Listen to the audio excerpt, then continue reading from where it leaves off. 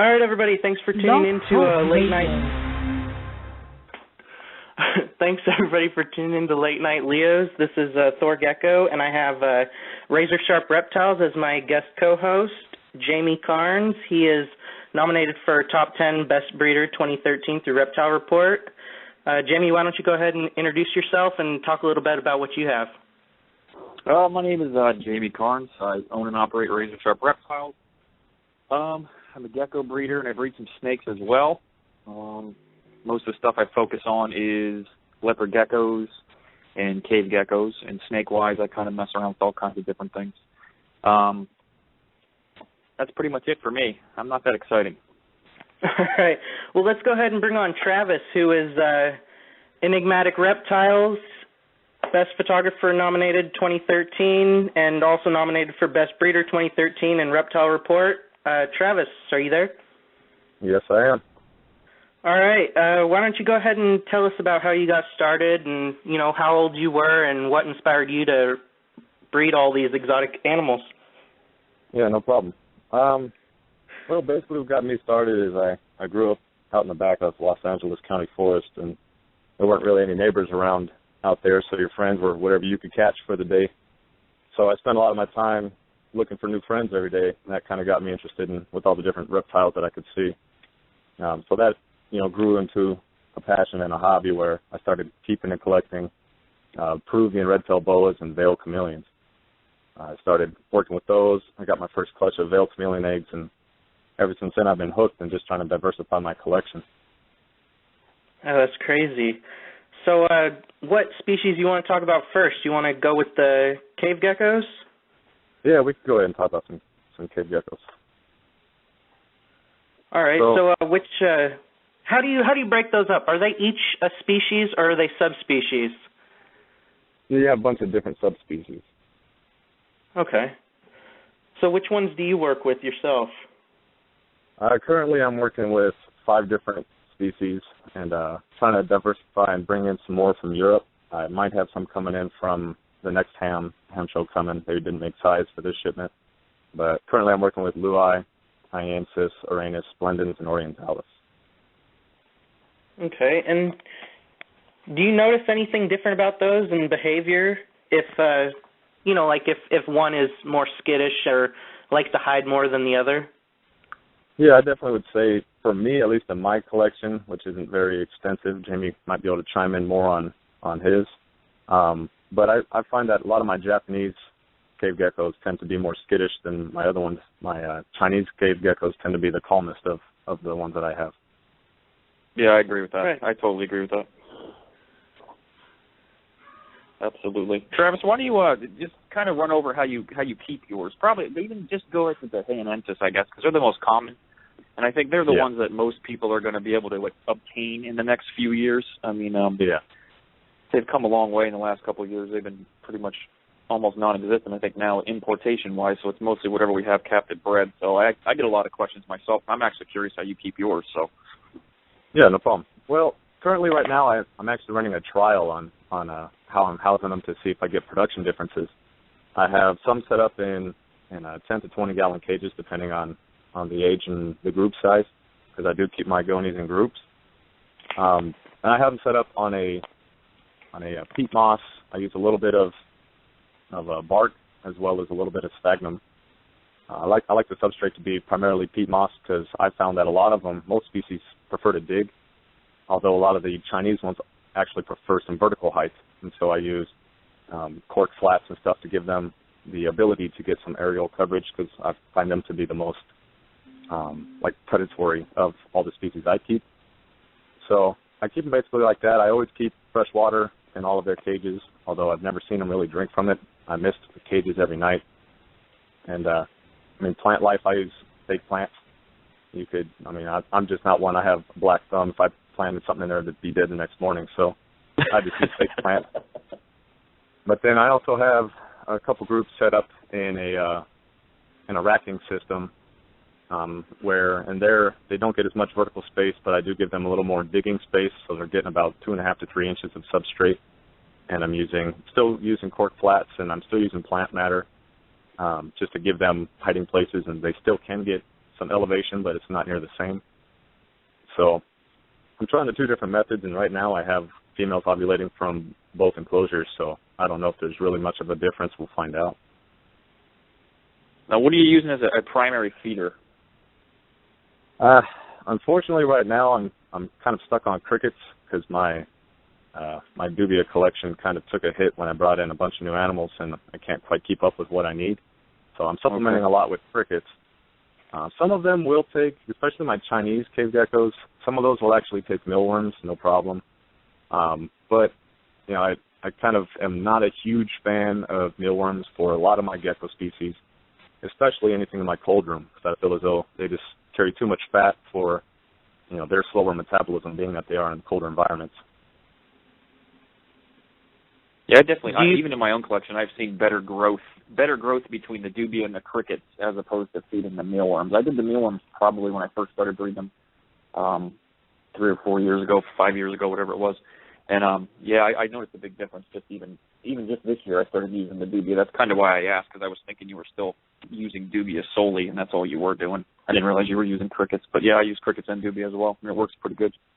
Yeah, I actually started, because my isopod collection, the little roly-polies, I breed those as well for my Europlatus, and I've been putting some of those in there, and I've actually seen them eating them. So I'm probably going to try I'm going to try to see if I could become more productive with roly-polies. It's probably the hardest thing I have time breeding. I don't know what I'm doing wrong, but you know, I'm not getting very much production out of them. But I mean, they're an amazing supplemental feeder for everything I work with. Yeah, okay. And you don't use any kind of cocoa fiber mixed in with your substrate whatsoever. You just use the peat and the bark. Yeah, I'm not a big fan of cocoa fiber. That stuff tends to be quite acidic when wet. So anything that I'm misting continually or anything of that nature, I'm not a big fan of keeping that in there. I just feel it's too acidic. Okay. Interesting. What kind of temperatures are you keeping yours at? The room itself kind of fluctuates in the mid to low 70s, and my gonies are kind of situated in a place where it never gets hotter than about 76, but it'll drop down to about 68 at night. So I get a decent temperature range, and I do kind of have a night drop, not intentionally, but they do get a night drop, just being where they're at in the room. So low 70s predominantly is where I'd say I keep them. Okay. Yeah, that's about what I do, exactly the same, actually. It seems to work the best. I've tried it all different ways, and it seems to work out. Mid-70s during the day, low 70s, high 60s at night seems to work the best. Yeah, I've actually heard from a couple of people, I think it was even Jeff Hagan might have told me that he was having better success with his Japanese cave geckos in slightly warmer temperatures. I could be wrong. I'm pretty sure it was Jeff that told me that, but that's something I'm interested in trying, and I might just kind of bump them a little closer to the air conditioner in the room so that they're not getting quite as cold. Kind of put them on the backside of it. Yeah, that's the one species that I've worked with for ever since. Well, that was basically what got me into gonies to begin with, and they're the ones I had the least success with. So maybe I'll try that too. Yeah, I just want to pick Jeff's brain. He had a decent yield from his collection last year on them, and I agree. That's one of the ones that just everybody, when they see one of those, they say, "Damn, I need one." Yeah, absolutely. They're probably to me, they're the most attractive out of the whole group, pretty much. Yeah, I think. I don't know. Looking at a big Lulai, little Skeletor-looking thing, those are pretty cool. Yeah, I agree. I like the red though. I like the red and the black. It's just cool contrast. Yeah. Oh yeah. So yeah, and then as far as production goes with them, like I said, I keep mine in colonies. I tried keeping them separate for a while, and just for me, it wasn't economical. I was bouncing back and forth from the facility to other locations, and so I just started keeping communal housing. And to me, I've seen no aggression between any of my animals. I provide enough enclosure space when I'm housing in colonies where, you know, they have the ability to kind of escape. And I've never seen any aggression with any of my animals, and I'm actively seeing courting and breeding, so I'm not having any issues with that. And as far as the eggs, I'm incubating them just in the room temperature, low 70s. And I'm having luck so far with those. I've only hatched Hyannisis, but no issues with them. So you keep the males in too? I'm sorry, what was that? Do you keep Destiny the males had a with question. the colonies? Oh, go ahead, Morgan. I'm sorry. I'm still talking about cave geckos. I get obsessed with cave That's all right. geckos. I want to talk about cave geckos. It overlaps. Destiny had a question. Travis is using isopods or true roly-polies. Yeah. Okay. They're they're like the Amazon ones, correct? Yeah. Oh, I've used a bunch of different types. I've tried. I can't remember the guy's name, but he's in Florida, and I've imported all sorts of different. I don't know if that's imported. He's importing them, and I'm getting from him. But I've tried all different types of isopods, and some of the micro ones for baby fantasticus and things of that nature. But like I said, my ability to breed these things is terrible. And they are definitely not a cost-efficient feeder. So I kind of strayed away from those just because I was having zero success with reproduction. Okay. And back to the feeders, you don't use superworms at all for the gonies? No, not at all. I don't even use superworms for anything here. I personally don't like the things. I try to use to feed them. I grab them and then sure as crap every time they secrete that fluid all over me and squirt it in my face. And I just get mad and pull the worms away. So I've never had that happen. yeah, don't do it. Don't work with superworms. Okay. That's my suggestion. Yeah, worms as a whole, I'm not a huge fan of, especially when it comes to, even with my leopard geckos, the giant mealworms. All those have is a growth hormone added to them to get that size. So I used to breed my own mealworms too, and you could, let your giant mealworms pupate, turn the beetles, breed, and all of their offspring are normal-sized mealworms. So all they have is a growth hormone, which your gecko's ingesting, so you're getting a bigger gecko due to a hormone, which, in my opinion, that gives people a lot of false sense of security in their animals, in their size, their weight, and age, because I could get a female of breeding weight in 4 to 5 months. Well, that's obviously definitely not breeding age. So I'm not a huge fan of any of the giant worms, and just worms as a whole. I think it should never be a pure staple. All right, so crickets and dubia roaches for feeders? I hate crickets. I say dubia roaches if you can. Crickets just smell and they escape out of no matter what cage I put them in.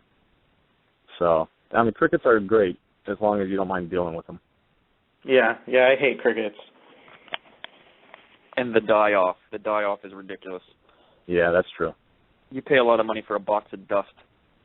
Yeah, exactly.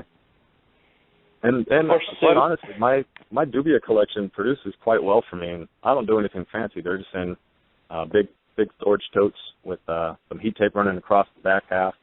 Make my own water crystals. I have maybe $10 of expenses, and I produce about 4,000 to 5,000 roaches a week. Wow, that's good. That's very good. Yeah. So what are you doing as far as your incubation, Jamie, with the gonies? Are you doing anything different, special? The first year I did it pretty hot. I think I did it at I guess it was about the mid to upper 70s, and I got a lot of males. And then so I kind of messed around with it, and it seems to be, and what I've stuck with the last 2 years was the low 70s. I put them in the colder spot of my basement, just kind of let them, and that seems to be mostly females. I'll get some males here and there. I wouldn't mind finding the sweet spot in the middle though, where you get a good ratio. I kind of either get a lot of males or a lot of females. I haven't really gotten that really good mix. Mm-hmm. So I'm just messing with it now around there. I'm still hatching them now. I still probably have, I don't even know how many eggs left. Maybe 30, maybe Hyanthus eggs probably, and some Blue Eye and Arrhenius left. So I need to go acquire some of those from you. Yeah, a bunch of them have your name on it. Don't worry. All right. Yeah, because I've heard from, let's see, I talked to Jeff about it. Pretty sure I asked Derek. And a few people have said that they think that the gonies might actually be temperature sex dependent. It kind of seems that way. I wouldn't bet the farm on it just yet, but it does. It definitely seems to be that way the last 5 years of producing them. It definitely seems to be that way. They take forever though. My first clutch hatch, I think it was 100 and I don't even remember. 113 days, 121 days. Yeah, mine was 119 days, and I just set them aside and forgot about them. Yeah, it's a long time. It's a long time. Yeah. Yeah, that'll be even worse if I get eggs from the Felinus, the cat geckos. Those are something like 190 days. Yeah, they take a long time too. I've had some actually accidentally left in the cages, and they just open it up one day and there's babies in there. Didn't even know they were in there. Yeah, that's a nice find. Yeah, definitely, absolutely. You know what? Let's talk a little bit. Unless Morgan has anything else to ask about the cave geckos, I want to start talking a little bit about the Fantasticus, just because they're one of my favorite species. We have a caller that has a question about cave geckos. If you want to take a caller real quick. Yeah, no problem. All right, caller from the 304, you're on the air. Hey guys, it's Brandon. Hey, how you doing? Hey, Brandon? Yes, this is Brandon. I just had Travis on Thursday night to talk about some of his fat tails. Yep. All right, well, I had a question about cave geckos. Your platis are some of, the cool geckos I'd like to get into, not just for breeding purposes but because they're so cool, but also cave geckos. That's something that, a variety, not too many people have them, and it's just something that, intrigues me. I was wondering, what type, I know, there's a couple different species of them, but what type is the hardiest and would you recommend to start out with? Not really for breeding, but, just for keeping. Yeah, if you're looking at just starting out kind of like your entry-level Goni, there really isn't such a thing because, in my opinion, they're all about the same. So at that point, you're looking for availability. So you're going to probably find some Honiensis first without the added price of, if you find anything else. But, I mean, in my opinion, you could ask Jamie, they're not difficult at all to keep, to breed, to do anything. They're just not, like a leopard gecko, a ball python, where you just kind of take care of them once a week and it's going to live and breed for you. So they're not hard at all. They do require just a little bit more attention, but definitely not hard as long as you have the conditions set up right. All right, cool. Thanks. Yep, no problem. All right. Thank you, Brandon.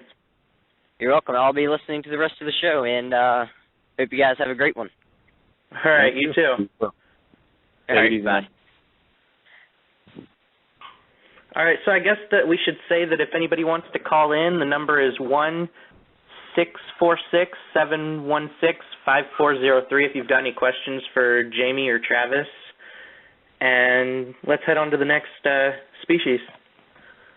Yeah. Let's talk about Fantasticus. Okay. Let's talk about those a little bit.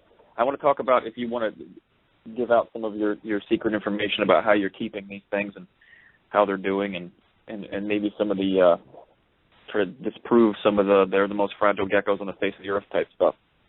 Yeah, and that's definitely false. My Mesobi's definitely a lot harder to deal with than Fantasticus, but no, that's the next in reality, one. Yeah. After the Mesobi's, what's the most fragile? No, they'll be the next one we talk about after these. Oh, okay, yeah. So yeah, the Fantasticus, in my opinion, they're not hard to take care of. I don't think any animals are really that fragile. They just, you have to make sure that you put forth the time, the effort, and the energy to set them up how they need. So one of the biggest problems that, even myself, I found my issue is I had everything set up on automatic misters, and I'm using mist kings on everything, and in order to get enough, my water timing's right, my substrate was never drying up, and everybody stresses, high humidity. Well, that's terrible because these cages have stagnant air. Stagnant air, you're encouraging bacterial growth, mold, all sorts of negative aspects because you want that high humidity. And, you want airflow and you want humidity. So, I live in Southern California. It really is never that humid here. So, to combat that, I do keep my regular mistings. I mist 3 times a day, variable times with no more than 25 seconds. That allows ample water retention on the leaves, the walls, the glass, whatever, for the animal to get their, a drink whenever they need it. But then it also allows dry out time in between the mistings where that, I'm preventing the growth.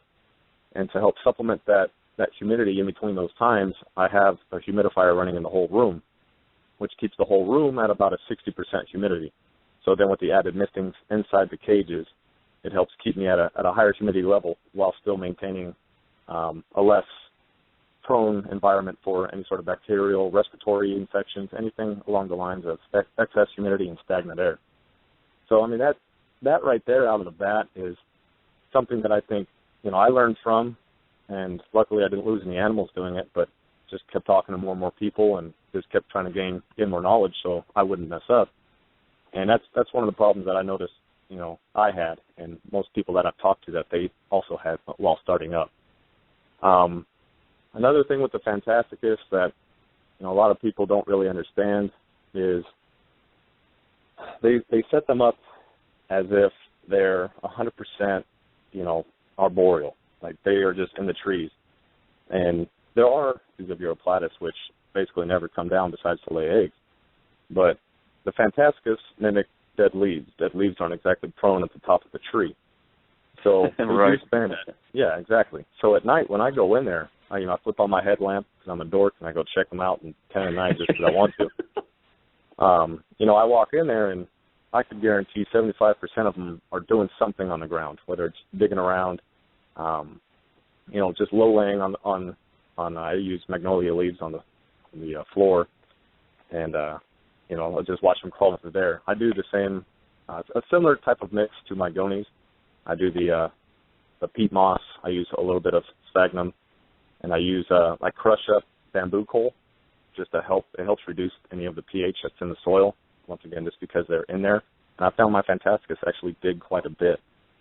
Even not just my females that are nesting, but even the males. I catch them every now and then, half covered in dirt, just hanging out, and then I come in and they scurry up in the bushes. But, I'm keeping, most of mine right now are in 12 by 12 by 18s. I was keeping them in 10-gallon tanks. Everything has false bottoms on them just to help also, reduce the soil saturation as well as allow for better drainage. But which is also another good thing that you probably want to do on anything that you have set up on misters. Just you want to have drainage set up or a means of which to pull excess water out. If I have a mister head break or something, I want them to have some sort of buffer zone. But so the caging, I've gone back and forth. I've used 10 gallons. I've used the 12 by 12 by 18 Exoterras. And the only thing that I completely hate about Exoterra is greens rust like a week later.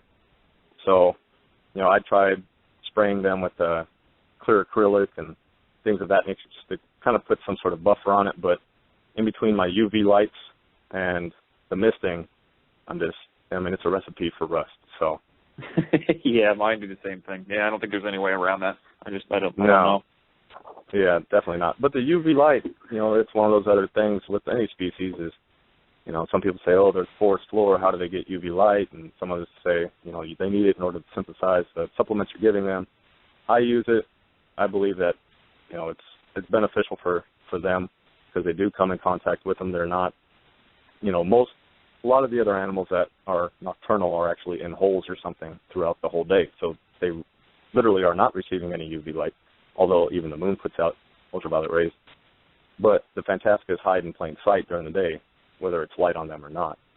So I think it's good for that, as well as it helps prevent some mold growth. So I use that. Feeding them, I do the isopods, I do crickets, and I do the dubias. I've actually trained, I don't know if you want to call it trained, but every single one of my Fantasticus will eat from a bowl.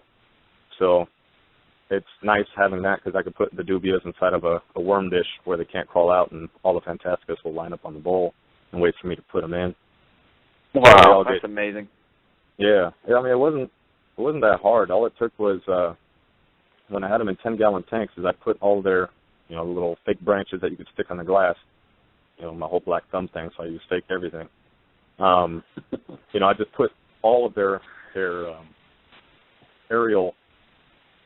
I'm drawing a blank on what I'm trying to say. Just anything in the cage that was elevated, I put it above the worm dish, so that anytime they were in there, just looking down, they had nothing but pure stimulus inside that dish. And that worked great for me. They all get isopods. I'm in the process now of trying to breed my own land snails, which never thought I'd breed snails, but that's another just amazing calcium source for the Europlatus. Wow, snails, huh? I didn't know that. That's something. Yeah, a lot of these animals, I've even thought about trying to do it with the gonies once I learn how to breed snails, which, whatever. But a lot of species actually will eat the smaller snails, and whether they, depending on the type of the species of snail, will either eventually regurgitate the shell after it's partially, you could look at it and it'll have like holes in it from partially digestion. And but it's nothing but pure calcium, and that's what the isopods are great for. Breeding females, if you're breeding any sort of Fantasticus female, you need to give them something else. Crickets and roaches won't do it for them. That's crazy. Yeah. So can you go in a little bit about how you're going to go about breeding the snails? I'd expect that they would need a whole another set of husbandry. Yeah, I'm still in the learning phase of it all, and being where I'm at in Southern California, there's not a single animal out here that I would ever put in any of my cages straight out of the bat unless I'd bred them for a couple of years and had offspring and whatever. So yeah. I've looked into freshwater aquatic snails. I've got some of those. I'm trying to figure out what to do, and quite honestly, I'd love to go into how I do it, but I don't know how I'm doing it. So I'm trying it. Yeah, I'm trying it in 10 different ways, and if I find something that works, we could have an update on how I'm breeding snails. But basically, it's just care sheets from a lot of fish gurus for the water snails. A lot of those are used for fish tanks and everything. So on some of the forums about fish and stuff, I found some decent information on at least just how to keep them alive. And then for the ground snails, it's more or less like have a 10-gallon tank set up and a bunch of snails in it. I'm just hoping I see little ones.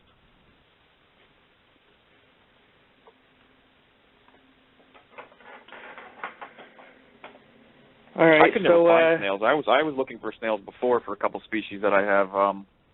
I could never find them anywhere. They're actually really hard to find. So it's cool you're going to be working with them, because I have pink-tongued skinks. They like the snails too, and I also have some the Cuban false chameleons too. They like the snails. I could never really find them. I started using those canned snails. I don't know if you've ever encountered any of that stuff before, but holy nasty. Yeah, that stuff's something. But that's the only alternative I could find. Exactly, that is, and I actually considered getting into some caiman lizards a couple of years ago, before you've seen them at the rate they are now. But I was offered some in trade, and I kept thinking to myself, man, how am I going to get snails on a regular basis? I didn't want to do cat food or like that. I prefer not to give any sort of, reptilian, any sort of carnivorous diet unless it is, a carnivore. Yeah, it makes sense, definitely. Yeah. So, I don't know. We'll see how the whole snail situation works out, and if I don't do well with them, I guess I'll have to try figuring out something else. I think I'm still stuck on the fact that you get them to eat from food dishes. That's just amazing to me. That's incredible. That is incredible. Yeah, it honestly is not hard. The Fantasticus are a lot hardier than I think anybody realizes. But just kind of, going full circle with everything, it comes back to just setting them up right. Making sure that they have the temperatures are correct, making sure the humidity. There's nowhere in the world where there's humidity. Well, I take that back. There's places in the world where humidity is like consistent all the time, but anytime there's a breeze or any sort of winds, change of winds, hurricanes coming through, you're talking about fluctuations of humidity. So as long as you have a minimum that's sufficient and you're able to supplement with, higher humidities at, portions throughout the day, that's fine. And, it's not hard. It's just a matter of spending the time, the effort, the money to set them up right. Yeah, and going back to the humidity thing, I think a lot of people misunderstand that when it comes to that. Even with gonies and even crested geckos, like you see a lot of people, they just want to soak their tank. They don't realize when they say high humidity, they actually mean the humidity cycle. Like it still has to dry out at some point because it's always going to dry out. Exactly. People just want to keep stuff so saturated. Even with like the cave geckos, I get customers coming back to me and being, I keep it soaking wet. I'm just like, no. Don't keep it soaking wet. Let it dry out a little bit and do it every day, in the morning or however you want to do it. But make it a cycle. Like there has to be some kind of dryness there too. Or it's just like you said, you're just asking for trouble for bacteria growth and whatever. Yeah, that's exactly it. And for me out here in California, it's kind of the issue for me was getting enough humidity, especially because I run a portable air conditioner in my cold room, and that thing just sucks all humidity out of the air. Oh yeah, so I'm sure. I have to have Yeah, I have to have the humidifiers running just in order to keep adequate ambient humidity. So, yeah, and even with the portable air conditioner, I kind of have that set on a couple different timers so that points, and I also have it shut off for a few hours, so I do get warm-up periods of the time, periods of the day. That's pretty neat. That's pretty neat. Here in PA, it's all over the place, though. I mean, we go from the summer, my rooms will be 60 to 70% humidity, and then in the winter, it's so dry, it's like I have to run humidifiers just like you do. It's all over the place because, turn on the heat and turn off the heat, and different. Yeah. And the animals always, they're always going to give you, visual cues on how happy they are. When I have everything eating, breeding, doing all full bodily functions, and then clean sheds, well, I know that at least most of what I'm doing is working right because they'll partaking in daily activities which would be seen as normal. So, just keeping an eye on your animals will tell you a whole lot about what you're lacking or what they have excess of. Similar to leopard geckos, if it says, oh, you want a fat tail? Well, yes and no. Fat tail is good. But an excess of fat tail, then you just have an obese animal. Same thing with calcium pockets on leopard geckos and stuff. You're like, oh, look how big they are. Well, that's great as long as their body utilizes it, because if not, the calcium's going to harden, and then you have issues. So same thing with Antarctica. People see the females with the big pouches on their neck, and you're like, oh, she's ready for a good season. And then you feel them, and they're hard. You're like, oh, man, that's not good. Over supplementation. Exactly. Everything's good in moderation. And figuring it out and trying to find good information, too, especially with that species. Man, oh, man, I'll tell you what. Well, you went through the ringer, I think, at first, didn't you, trying to figure out what to do and who to talk to, and you figured it out, obviously, and have gone above and beyond. But initially, that was a tough one. That's one of the reasons why I don't even have them yet, and I will soon, hopefully. Yeah. But it was scary stuff. You read these things, and you're like, what? It was so out there, and then you have to wonder if they were just doing it to keep people from working with them, or people just really didn't know. I think, sadly, it's kind of a mixture of both. I think people found a way to keep their animals alive and wanted to be that guy. Oh, he knows what he's doing. He's got a care sheet. So great. I have a care sheet. I can keep your animal alive, but that doesn't mean they're going to thrive. Doesn't mean they're going to breed. In my opinion, when I went through and was reading care sheets, I read every one I could possibly see. I took everything, kind of put it in a pot, and I said, well, these three have this similarity, so that's got to be some element of truth. And then you always have those ones that's, allow them to get to 85. Well, no, that doesn't sound right. You look at Madagascar's, annual temperature ranges, and it almost never hits that high. Yeah. I don't want that on a daily basis. Just things of, you have to actually do your homework, and not that you don't have to trust people you ask, but just get it from multiple sources. I talked to a lot of the guys in Europe. They have great success with them. And unfortunately, they're just worth more over there, so they don't send them over here, as well as it's a little harder to ship some Europlatus because they don't, your temperature ranges that they do well in shipping with, it's kind of hard to put them in a box for 5 days and hope for the best, Oh, yeah, definitely.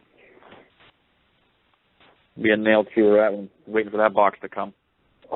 Yeah, I kind of bite my nails now. I have some Asobi coming in, so, it's a 1.2 coming in. I'm stoked to get some more, but nothing has me more nervous than watching that tracking, and I was just waiting for that box to come. I want to rip it open. That is one species I hope you nail down. I'm very excited for you to even have those again. That's just, they're amazing. And they're another one that the stigma on those things is like crazy. Yeah, and it's, what's crazy is, they're one of those species that, like everything else, they're not impossible to keep. Neil and Matt Jazz are doing great with them. Matt Jazz has some amazing information about them, and I don't think anybody else has a better grasp on them than Matt Jazz. And every now and then you'll see him go on spurts of just knowledge, and it all kind of gets lost in the social media forums when he's posting them because it seems irrelevant to most people. But, the knowledge he puts out is just, you got to get screenshots of it, do something, because when he says it, he's not one that's trying to manipulate markets because he's not worried about it. There is no competition. So he says information and gets it out there to help people be successful. But, you know, finding true captive bred animals is pretty hard to do. And then to get your name on a list to get them, good luck. Yeah, especially with those. Yeah, a lot of people try to misrepresent wild-caught stuff. Like, well, we've had this conversation more than once. But, yeah. It's pretty good. That's an amazing species for sure. It is. And unfortunately, at the rate Madagascar is doing what they're doing, you know, a lot of these Europlatus or anything from Madagascar for that, it's just going to be harder and harder to get quality animals, new bloodlines, new anything. So, in my opinion, I'm trying to snatch up as many bloodlines as I can, just because I truly love working with those species. It's everything from Madagascar just doesn't look like it should even exist, and that's just awesome. Yeah, definitely. The Zobies look like little aliens. I think they're probably the craziest looking gecko I think there is. They're like a cross between like a cave gecko, a sulphurus, or just all sorts of things with your spiked tail, your big black eyes, your a frog. They're just so off species, and same thing. I'm hoping I do well with them. I've done lots and lots of homework with them on them, and talked to many people that anybody who has actually been successful with them. I've just tried to get anything out of them, and we'll see. Everything's been going good so far, so I can't complain. Oh, you'll figure it out. I have no doubt. Well, when I do, you'll see the pictures. You'll have to fly out and come check them out. Yeah, very cool. So as far as I know you've been saying you want some Fantasticus. Depending on how my year's going, I do have eggs cooking now. Well, I don't know if you want to call it cooking. They're chilling out. So I do have some Fantasticus going right now, and I actually plan on donating some for my Reptiles for the Wounded events, because I plan on bringing those back this year. Oh, cool. All right, that worked out awesome last time. Yeah. So for anybody who doesn't know, Reptiles for the Wounded is basically it's a 100% donation-based auction where 100% of the proceeds go directly to Wounded Warriors Project. I'm a veteran myself, so I've seen firsthand of what that organization is able to do for any veteran who needs it, because a lot of people don't understand. They go, oh, you have 2 arms, 2 legs, you're good. And there's a lot that people don't see that they still need help with, and that's an amazing organization that does it. So we did have some events go down, made some pretty good money on donations, and some amazing animals were donated. And we're looking to bring that back. Just this past year, we had an issue with I have to go through them directly in order to set up a deposit account. I was accused of, I'm going to keep the money, don't donate, whatever. I had a lot of barriers and hurdles I had to go through in order to make sure that it's 100% legit and people understand that it's not about me, it's not for me. And unfortunately, last year I had some, they were having issues establishing an account for our event. And then once on the backup date, that was in the middle of my moving the facility from my house back to the facility, and then I also was moving my house. So it just was a crazy, chaotic time, and I couldn't do it then. But everything's settled in now on my end with the reptiles, and I've already been talking with them, and we're going to try to have about 3 to 4 events. I haven't confirmed dates on any of them, but you could check out Reptiles for the Wounded on Facebook, and I'll be posting any updates and information on events, and I'll send out messages, kind of like a casting call for anybody who would be interested in donating animals for the event. So I do plan on hopefully having some Fantasticus available for the auction. You had to turn people away the first time, didn't you? You had so many donations you couldn't put them all up. Is that how it went down? Yeah, it did. It was because it was just me running it. I actually had my wife was nice enough to help out and kind of help manage it, because I never realized what it was like trying to, when auctions all end at the same time, trying to, look at them all, close, that's an overtime. Like, it became overwhelming. I was like, man, I need some help. And, I actually had to turn some people away. I could only handle so many donations and actually be able to run it effectively. So, we're certainly going to be looking for donations again, and, I want to try to bring some diversity with it as well. I don't want it's not just going to be leopard geckos, it's not just going to be ball pythons, but those will probably be there. But I also want to have, like you donated a cave gecko, just something else to kind of, bring in all walks of the industry and kind of unite everybody. And I think it's good seeing, the reptile community as a whole doing something together that benefits something completely not reptile related. It's just one community supporting another with no self benefit from it besides just the fact of knowing you've helped. Yeah, that's cool. really awesome. Very cool thing. Yeah, it's really awesome you're doing that. And would you be accepting products as well, or just animals? Yeah, we'll certainly be doing products. Obviously anything that is on there, it's going to be shipped, and nothing comes through me. So it'll be shipped via whoever donates it. So as long as they're okay with, shipping whatever they're offering, then yeah, I'll probably come up with some sort of guidelines of what's acceptable and what's not. But for the most part, anything reptile related, it'll be allowed. All right, yeah, because I know that a lot of people, there's just everybody that listens, there's some people that can't accept another animal into their collection. I know I've got, dozens and dozens of animals. I don't think I could fit any more in, but yeah, that would be really, really cool. Maybe we could get you on again to talk about that when it gets closer. Yeah, I could certainly keep you guys informed on projected dates for 2014, but I'm going to try to have the first one probably towards the middle of the year, allow people to kind of see their production. Anything too early in the year, I think nobody really wants to participate because they're still anxious to see what they produce before they invest in something else. So kind of give it some time, let everybody kind of enjoy what's going on with their collection before they're worried about trying to, acquire more animals. Right on. So did you want to hit on another species? I know you got quite a few over there. Yeah, we have, I don't know, about 20 or so now. But, we could kind of bounce around to whatever we want. If we want to talk about some leopard geckos or something real fast, I know that's always a hot topic for a lot of people. A lot of people are in that industry, and, so. Let's do that. Let's talk about leopard geckos. Let's take it down a notch or two of the scientific stuff and talk a little bit about that. Why don't you talk a little about, the first thing when I first met you, I guess that was probably 2 or 3 years ago, was the bold stripe stuff that you had up. I bought a group of bold stripes from you because they were just amazing.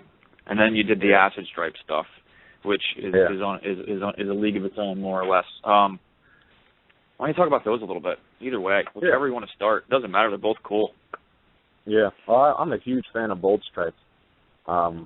Basically, I just got started with them because I've always been huge on contrast. So, I was looking, I don't remember when it was, 7, 8 years ago or something. Marsha was actually vending down in Southern California. Marsha from Golden Gate Geckos, and I was strolling by her table, and, ball python, leopard gecko. Then I looked, and it's like, wow, that animal just, it caught my eye, so I need it. So I ended up picking up some bold stripes from Marsha McGinnis, and I also supplemented with some Kelly Hammock. And I went with those two lines basically because Marsha had the brightest bold stripes, especially at the time. I mean, they were just a step above anybody else.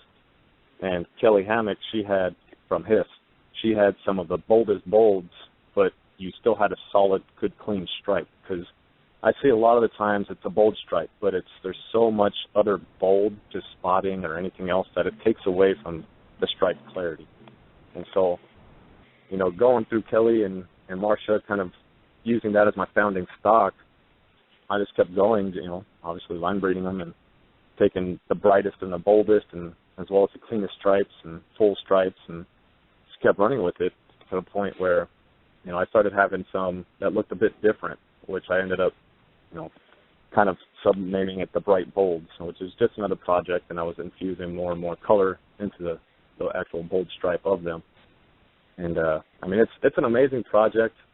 I know there's a little bit of, depending on who you ask, there's a little bit of discrepancies on how the line began, who it belonged to. And from my understanding, any of the designers, your Halloween masks, your bandits, and your bold stripes kind of all derived from Ron Tremper's, it's just what's called Designer Group, which was then split up between multiple breeders in America, and they all kind of line bred it for their own trait, which is kind of how you got your 3 different lines, but you see bandits with full bold stripes and bold stripes with a Halloween mask. So, they're all kind of intermingled together, in my opinion. Yeah, they're all intermingled to an extent, just line bred for some a different phenotype. So, I just truly love all those projects. Dark, bold colors with some awesome contrast. That's definitely the way to go, which is why a lot of my bold stripes I use Max Snow, just because it makes the heads turn a lot brighter, whiter, and cleaner. It gets rid of any sort of carroting on the tail, which allows, in my opinion, I prefer seeing a nice, dark, thick stripe going down the tail as opposed to, some color which kind of muddles up and just takes away from the actual contrast, in my opinion. So, that's kind of where I went with all that, and I still have actually have 3 projects going this year for bold stripes. I'm crossing it into something else, actually 2 other projects, and then my just bold stripe project itself, which it's always a hot project. I never produce as many as I need, and I always sell everything I should have kept, so I kind of shoot myself in the foot every year. What about the acid stripe stuff? Why don't you talk a little bit about the acid stripes, kind of how you did it, how you decided to do it, and then I actually want to hear how you went about deciding that it was its own thing, which it is, and all the stuff you had to go through to say it's its own thing. Yeah, which, depending on who you ask, they'll say it's not. So, kind of that's the whole ball game when you're playing with all these morph species is, at what point is it yours? Everybody's going to have a different answer. So, I'll kind of hit on that when I get to it. But basically, the acid stripe started in, it was 2008. I just got some firewaters from Levinsky and raining red stripes from, I'm drawing a blank on his name, Letke. Letke? Yeah. Yeah. So, I used to go to Hot Geckos and just drool. Like, oh, man, I need one of those. And, so I finally got some, and I love anything stripes, which is why I had the bold stripes going. So I saw the 2, and red stripes were always amazing as babies, but as adults, you were, like, looking at it saying, what happened?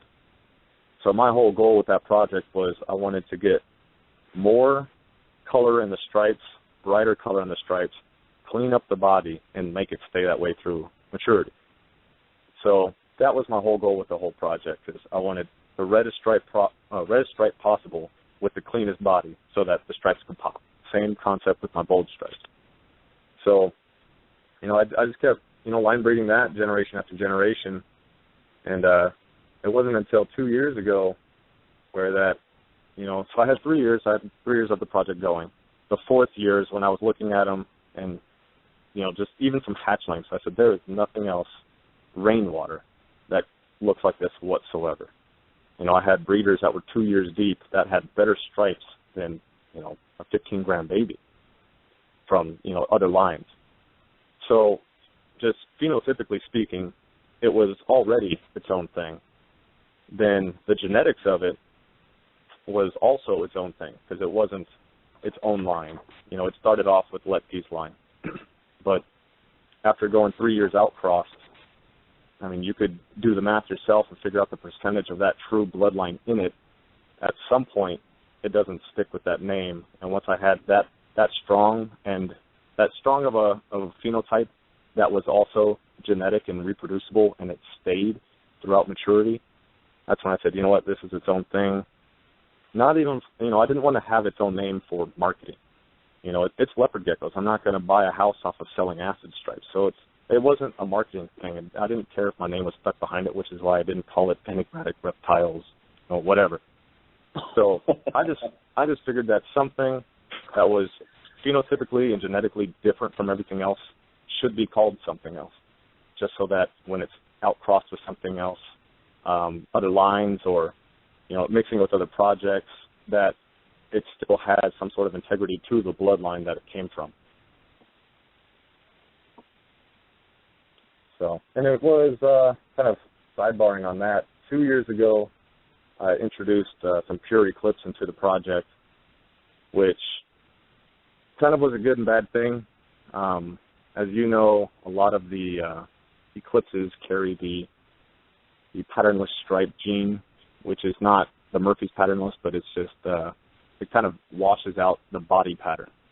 So obviously that was counterproductive to the project straight out of the gate.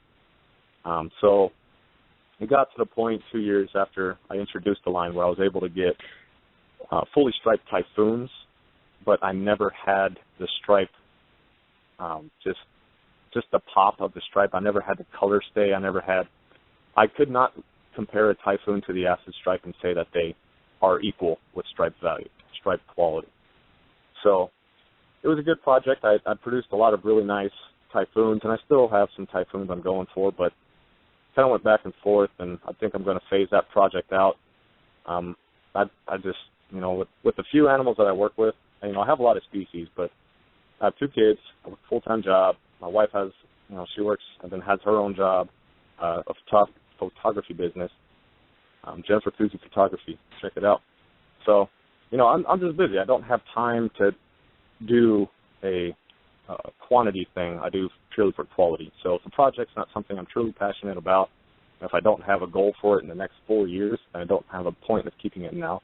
So I phase things out. I rotate my collection quite frequently when it comes to my morph species.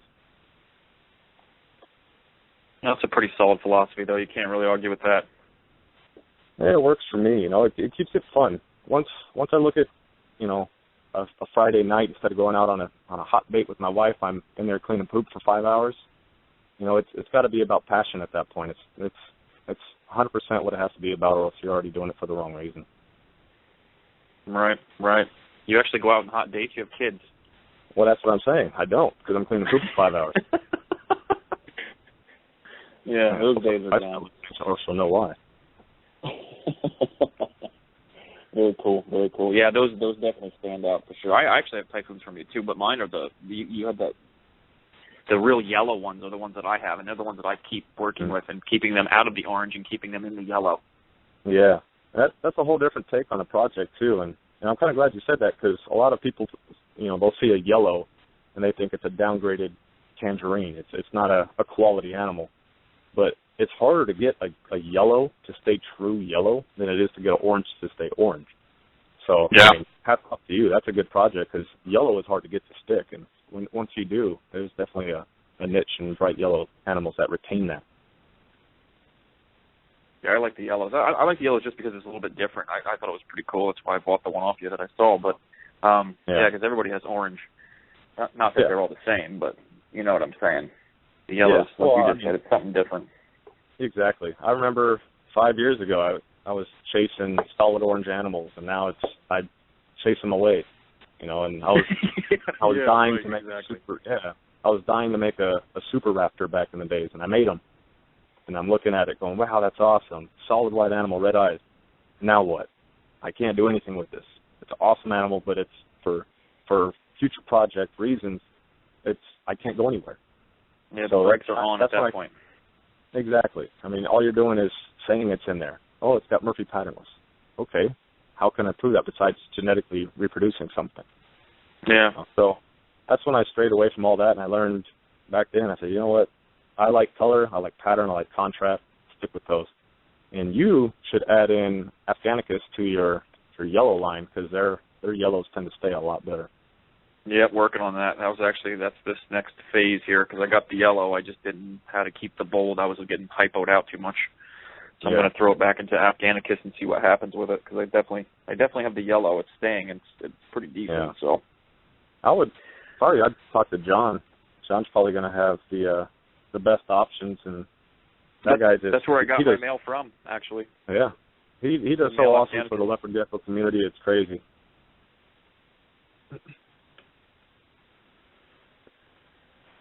So. Very cool. Well, you know what? You mentioned photography. Why don't we talk about photography a little bit? Yeah. Moral of the story is I suck, and my wife taught me everything I know, so I should be better. But in all reality, I enjoy taking pictures of my animals. I'm not that great. I look at my images, and I see a million things wrong with it, and my wife goes, oh, it looks good. Trust me, it looks fine. And I post it, and then you post on there, hey, nice picture. So, I know that they're not terrible. But okay, all right. We have to stop. You have raised the bar with photography for gecko pictures more than probably anyone I've ever met. So you can't really be. It's cool to be humble and all, but your pictures they're fantastic, and they've raised the bar, and now you see everybody and their brothers trying to do the same thing. So, well, what I would I don't suggest know if you want to give away any secrets. No. I mean, my whole setup, I've actually posted pictures on my Facebook page where it's kind of like a drawn back image of my light tent and how I have it set up for some of my naturalistic looking images. And then it's kind of like a Photoshop thing where half of it's drawn back and the other half is the actual image I got from that setup. And I use a light tent, softbox, depending on what you want to call it. It wasn't very expensive. I think I spent $75 for my whole giddy up back when I got it. And the only, advantage I have to probably most people is my wife is a professional photographer, so, I'm using a Canon Mark III with L lenses for my images, which, that itself is like, I don't know, a 5.5 on the Sobeys. So obviously I'm not going to spend that. I'd rather get the Sobeys. So I do have the advantage of having a decent camera, but I mean, my wife will yell at you because, good oven doesn't make good cookies either. So it's all up into Very true. Very true. Very true. So, And they are really good. The cave pictures you take are just, wow, they're fantastic. Yeah, I appreciate it. It's fun. I find it challenging, especially I like trying to get multiple animal, kind of like multiple animal shoot where I have, like one that sticks out in my head is when I had I think it was Uranus. I had 3 Uranus kind of all lined up staring at the camera. I mean, the patience to get them to do that is amazing also. It was like half hour, and I had a half done. I said, you know what, you need to step out of the room. I have an expletive I need to say. I was just beyond frustrated, and it was all worth it. I had about 30 minutes of time setting them up for that shot, and I got the shot. I'm looking at it on the camera. I'm like, man, I hope that's in focus when I pull it up on the big screen. And I looked at it. Yeah, it was pretty good. I mean, the focus on it was good and everything like that. So, I mean, I enjoy doing that stuff. It's just trying to find the time to pull out the camera and sit down for 3 hours trying to get 2 pictures. It's fun. I love when I get those awesome shots, but, it's definitely just something I enjoy doing kind of on the side just because I got tired of taking pictures of my animals. And I look at it, I post it, I'm looking at that on my computer, and I looking at the animal in my hand going, that is not right. Like, how am I supposed to encourage somebody, hey, look, this guy has nice animals. Everybody's buying from me online unless I'm at the shows. So you're buying from me online, you're trusting that what you see on that picture is what you're going to get in my box. So taking good, high-quality images is, in my opinion, it's a must. If you want, I've watched a lot of people step up their photography game, and a lot of their images, it's like, certain individuals, if you see Steve post an image, which I don't think he does his own images, but his photographer, and, like the urban geckos, like whoever takes pictures for the urban gecko has 10 times more patience than me because every single gecko's in the same pose. That is crazy. I think they use a mold. I swear they use a mold and they put them in the refrigerator. Yeah, you'd have to do something to make them immobile. So there's a lot of people. And, I've always wanted to have it so when you see a picture, I could not have it watermarked, not have anything, and you say, you know what, I know whose that is. That's what I've always wanted. Because with all these breeders, if you can know that it's mine without me having to say it, that's what I've always wanted. Very cool. All right, Travis, you have a question in the chat room. Branyan wants to know if you suggest using naturalistic photos for promoting your animals for sale? That kind of, a lot of that depends, in my opinion, on how well you are at taking images like that. If you take naturalistic images, you're adding elements to the picture that draw away from the animal at times. So if you're good at it, practice it. And if you're good at it, you get images, you post it. As long as my eyes, speaking as a customer, as long as my eyes stay on the animal and I'm not looking at, oh, hey, that rock is, there's poop on that rock or, whatever. If there's nothing else drawing my eye away from your animal, by all means, I would suggest it. But if not, if you're going to use a solid color anything, for a while I was just using tile slabs because it gave me some texture besides a solid white or solid black. And I think that's awesome because the solid colors, for me, I have nothing to compare that image to something that is known. There's no known variable in there, so I can't tell, hey, is that its real colors? Has that been edited? So I think solid color backdrops kind of, depending on who you're talking to me, it takes away from the animal because I instantly draw a question. If it's like an amazing, my eyes are hurting, it's so bright, I'm like, well, that's probably not real now. But if you have it in there in a naturalistic environment and you notice all the other colors are normal, then that animal just stands out that much more. Yeah, that's really good. I'm going to have to start using that whole tile slab thing. I know I'm famous for my black backgrounds with a super bright flash, so I'll probably have to change that up for next year. Yeah, there's a lot of things. My wife's taught me, the differences with changing your ISOs, your shutter speeds, your white balance, all these things. Yeah.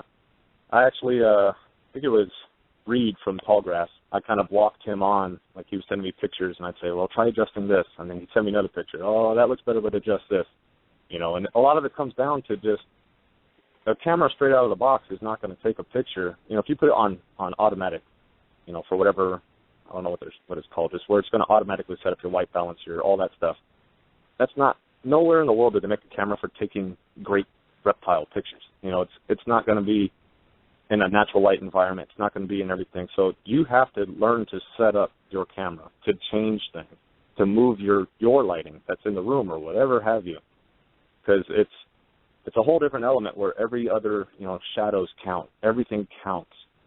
And so if you want to have good images, you just have to spend a little bit of time, figure out how to do it, and try it. And if anybody ever wants to send me pictures and say, hey, what does this look like? I'm honest. I'll tell you, hey, that looks great, or hey, that's bad. We need to work on that. Yeah, that's some really good advice. I know I don't know any buttons on my camera except for the one that takes the picture. So. Yeah. That's the easy button. Yeah. Well, I got the zoom down, so. Yeah. What type of camera do you use? I've got a Kodak Easy Share 2 something Z Max or something like that. It's not. I guarantee you, it doesn't have to be top class. There's the camera I use is ridiculous for what I'm using it for. There's no reason I should be using that camera besides the fact that's the only camera I have besides my phone. But there's a lot of point and shoot cameras. People always think, oh, I need a DSLR. You don't. We're not doing anything that's demanding that quality of a camera, because once you get into a DSLR, well, that's great. Do you have a glass lens? Oh, no, you don't. So now you need a $1,500 lens to get the quality from that camera. So there's so many things that people go, oh, I have a DSLR. You're not using it right. And that's where my wife comes into play, and she does it professionally, so we have all that. But I was using a point and shoot for a long time. It was a Sony, I don't remember, some sort of Sony point and shoot. And you still could get amazing images because all the concepts still apply, and you're taking great images. Okay, and you use a light tent. Do you, maybe explain about how you set it up. Do you put lights on the sides or, at a 45 pointed at the animal, or how do you do that? Well, with mine, I typically don't have it set in any one specific way, because when I have my, little artificial environment set up in there, my shadow cast and everything changes with everything. So I'll either use one on the side, one on the top, one all the way around, or one just on one side. It all depends on how harsh I want shadows, if I want shadows, and, I change it a lot. But typically, if you have, a lot of people who use light tents want the seamless with no shadows, which is amazing if you want to use that for like layering, or you want to do it for marketing, so you want to have some crazy background, you want to add a gecko image without anything else. That's how you do that, because the less you have to edit out, the easier it is. But going back to what I said, that doesn't look real to me, so I already don't like it from a purchasing standpoint. So kind of all depends on what you want to do. If you're making images for sale, in my opinion, the more I have to compare the animal to in the image, the better and safer I feel about it. But, that's just me. I could be way wrong to what everybody else likes, but I want to see the animal, and I want to see a comparison. I remember back in the day, people would always use permanent markers. They'd have a red one and a black one. So when you took a picture, if you mess with your saturations, that red is going to look ridiculous. And so you had color reference. And so just little things like that, even now, I've had people offer me some animals. I go, well, put it next to something I could compare it to. And once I see it, next to a marker, I'm like, wow, that's definitely not what I thought it would look like. I'm glad I did that. you know. So the safer people feel with your image, just naturally they're going to be drawn more into that animal. Okay. You want to hit on any other species? You want to talk about your balls?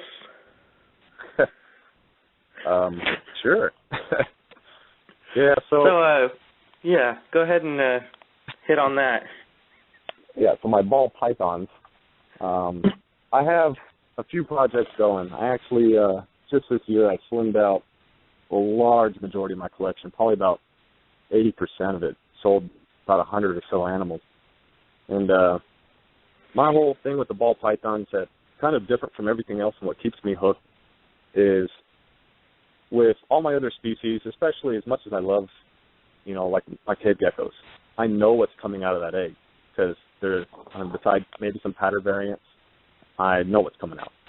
But with the ball pythons, I'm throwing, you know, a 3 or 4 gene male with a 2 or 3 gene female. Every egg, I have no idea. It could be a normal or it could be, you know, something that just doesn't even look real. So that's always attracted me with ball pythons and everything like that. But yeah, this year, I sold off everything. I had desert ghosts and everything going like that, and I sold them all off. And all I have is I picked up some wild-caught import stuff as well as some cap-attach imports from Brant Rustich. And, I mean, he's a kind of local guy, not too far from where I live. And, you know, I drove out. I drove like something like 2 hours and met him in a parking lot. He had his truck and tubs full of, you know, all something like 80 bags of snakes or something like that. And I picked through them all and picked what I wanted, and I grew them up. 2 years later, here I am. I'm going to try to prove some of them out. And I mean, we'll kind of see where it goes, but ball pythons are just, they're awesome to work with. I love the breeding aspect. I love the whole not knowing of what's in every egg. But for me, I'm still probably going to be slimming them out a little bit more just because everything I do here is geckos. I breed my own food for almost everything. And my wife said no to rats. I don't want to deal with mice.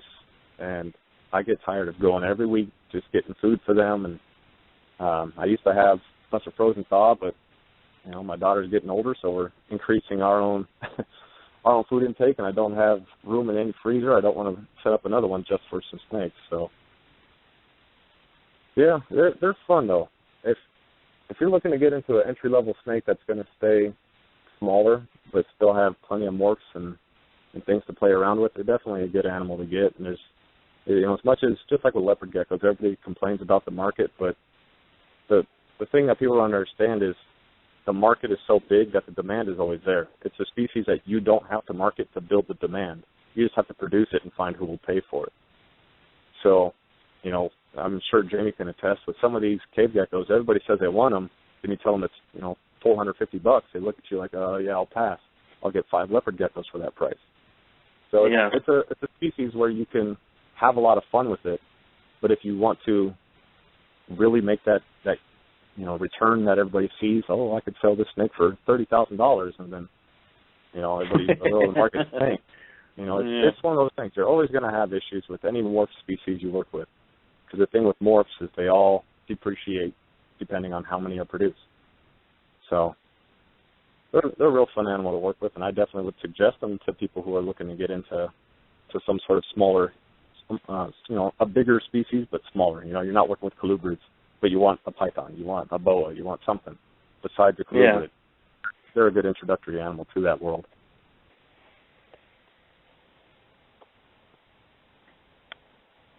So, yeah, it's crazy. I try not to. I think I already diversify myself a little more than I should at times, but you know, there's so many animals.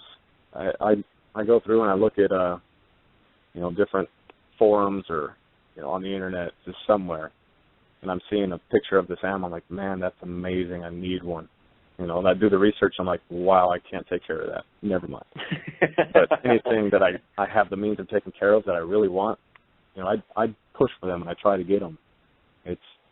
It's just amazing when you have some species that, you know, I go to the zoo. I go to San Diego Zoo with my kids, and I'm looking at all these cages in the reptile area, and it's like, I have that, I have that, I have that, I have that. Oh, I don't have that. You know, it's like knowing that my collection is what most people can find in zoos. I mean, it's awesome. My kids get to grow up in that world, and you know, they're not going to say, "Oh, I saw that one time." It's no, I used to hate cleaning poop after that thing. You know, it's a different aspect on what people see in life. It's crazy. Yeah. So is there any other species you want to talk about? I mean, we've gone through almost everything you've got. Do you want to hit on the fat tails? I know you did that on Thursday on Evolving Exotics show. Yeah. Fat tails are, you know, it's a market that I've had a lot of customers or, you know, potential customers or just even just flat out inquiries on knowledge on them. I think a lot of people have missed, you know, they have their perception of them is nowhere where it should, as if they're difficult to work with or, you know, low production, just all sorts of things that I've heard about them that just aren't true. And I think a lot of it is this information, these rumors, these whatever, started when everybody was getting wild caughts and nobody really knew how to do anything with them yet. They keep them like leopard geckos, which is okay, but they were trying to breed females at 80 grams. You know, how everything was done during that time frame when that information came out is completely wrong and not what people are doing now. So, I mean, as a morph, if you're looking for a morph species which has, you know, the potential for new morphs and everything being brought in, that's definitely, I mean, it's right up there with ball pythons. They're imported at a high rate, and it's just a matter of time before you'll find another morph and then another morph, and then you could cross them. And, you know, they're not hard to take care of at all. I keep them in the same tubs, same size tubs, and very similar setup to my leopard geckos. I just have different hides. They're lower because they prefer to be kind of squeezed in tighter to everything. And I always keep a nest box / humid hide in there all year. And I have most of mine with, I mean, basically no effort at all. Most of mine are eating on some roaches, you know, in cycle. And I only have a couple that refuse mealworms flat out, which is always an issue for people because, you know, a lot of people, they don't mind keeping a container of worms in their fridge every now and then, but they don't want crickets all throughout the house. So, I mean, they're not that hard. Not every gecko will, you know, convert to mealworms or any other sort of worm source, but I mean, you have to allow them to choose that they want it, and you can't. If you're going to buy one from somebody, you know, you say, hey, you know what, I want a fat tail, but I only want one eating worms. I'm going to try to convert this one. That's a terrible idea. If you only want to feed worms, make sure it's eating only worms when you get it, you know, from whoever's breeding it. Because you don't, after the stress of shipping, that's not a great time to introduce another change in their life, which is quite a bit more than, you know, hey, I was in this box for a while. But now you're telling them they have to eat something completely different. You know, it's not near as visually stimulating. It's, you know, just so many things about it. It's different. So as long as you take all the right steps, like anything, do a little bit of homework on them. Not hard. That you'll have the same humidity issue that we kind of talked about the Fantasticus. So everybody says high humidity. I wish somebody could take me and show me where this humidity is in the wild. You know, even with leopard geckos, we'll talk about humidity. It's like I've been there. It's not humid. You know, I was right just south of the Euphrates and right after a rainstorm. You know, I have a dust storm 2 hours later, so there goes all the humidity in an hour. You know, it's the misperceived conceptions of how to keep them is what scared a lot of people away and what was driving people to say 4 eggs is a good year. You know, that's when people are looking at an animal, wow, you want $2,000 for that, but I get 2 eggs if I'm lucky. You know, you're not going to ever bring in people to the species, but, you know, every female I had laid more than 12 eggs. So, and all of them, you know, are 100% healthy. They're back all feeding and eating, and they're breeding right now. So it's just all a matter of how you take care of them. Grow them slow. Don't bulk them up on a bunch of giant mealworms and say she's of weight and let me breed her. You know, take your time with them. Enjoy them. It's a species that very soon I see there's going to be a lot more attention drawn to them, but I don't see the market price dropping on a lot of what you see for a little while. So if you're waiting for, you know, next year they'll be half price, I don't see that happening at all.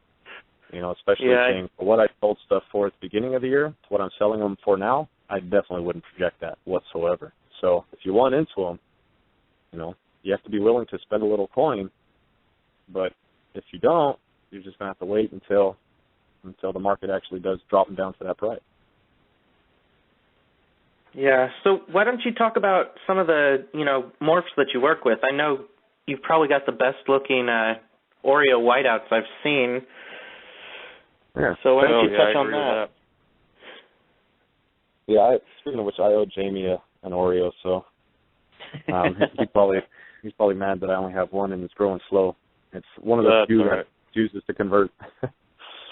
So, yeah, no, right now I'm working with Oreos, whiteouts, Ghost, Zulu, and then I'm on the fence about picking up anything new. But there's other morphs out there. The patternless, I'm not a huge fan, like I said before. I like seeing patterns. I like seeing contrast, and patternless is kind of obviously counterproductive to what I like.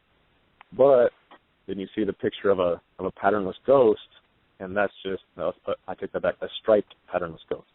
And that's an amazingly beautiful animal. So they're a good mix. They're definitely a good mixer. Yeah, and nobody would have ever thought that. If you would have asked me if that would look good, I would have told you, don't do that project. It'll be a waste. And then, that's everybody has to do what they are passionate about.